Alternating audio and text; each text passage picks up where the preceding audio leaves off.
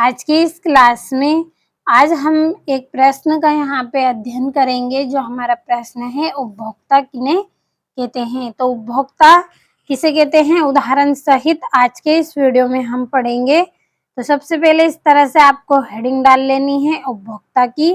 तो चलिए एक बार परिभाषा को हम पढ़ लेते हैं, ताकि जब मैं इस परिभाषा को आपको समझाऊं तो आपको अच्छे से समझ में आए। तो हमारी परिभाषा को सबसे पहले पढ़ लेते हैं। तो वे जीव जो प्रत्यक्ष या अप्रत्यक्ष रूप से अपने पोषण के लिए पौधों यानी कि देखिए उत्पादकों पर निर्भर करते हैं तथा अपना भोजन स्वयं नहीं बनाते हैं, उपभोक्ता कहलाते हैं। तो उपभोक्ता किन्हें कहते हैं हम, देखिए ऐसे जीव जो क्या है, प्रत्यक्ष या अप्रत्यक्ष रूप से अपने पोषण के लिए पौधों पर निर्भर रहते हैं।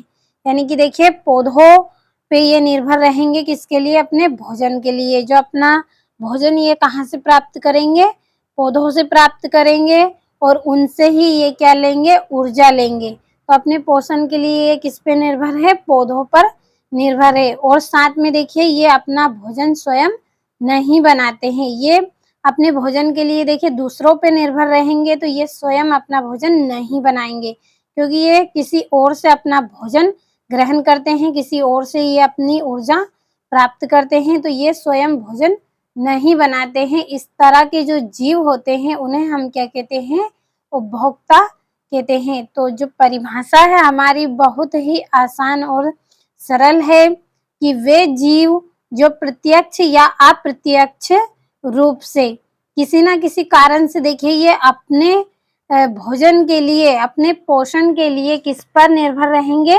पौधों पर। पौधे हमारे क्या है, उत्पादक है यहाँ पे। तो ये उत्पादकों या पौधों पर निर्भर रहते हैं तथा अपना भोजन स्वयं नहीं बनाते हैं। ऐसे जीव क्या कहते हैं, ऐसे जीव को हम क्या कहेंगे, उपभोक्ता कहेंगे। जो अपना भोजन स्वयं बनाते ही नहीं है, किसी और से अपना भोजन प्राप्त करते हैं और किसी और से ही अपनी ऊर्जा लेंगे, और ये स्वयं कभी भी अपना भोजन नहीं बनाएंगे।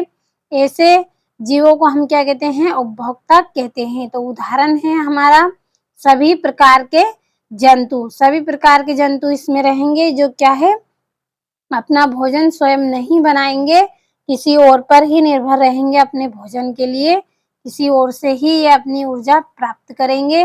तो इस प्रकार के जो जीव है, जंतु है, ये क्या कहलाएंगे, हमारे उपभोक्ता कहलाते हैं। तो बहुत ही आसान और सरल भाषा में यहाँ पे मैंने इस परिभाषा को लिखा है, आपको अच्छे से समझ में भी आया होगा। तो अच्छे से स्क्रीनशॉट लीजिए और अच्छे से अपनी कॉपी में आप नोट कर लें और अच्छे से आप कंप्लीट कर लें।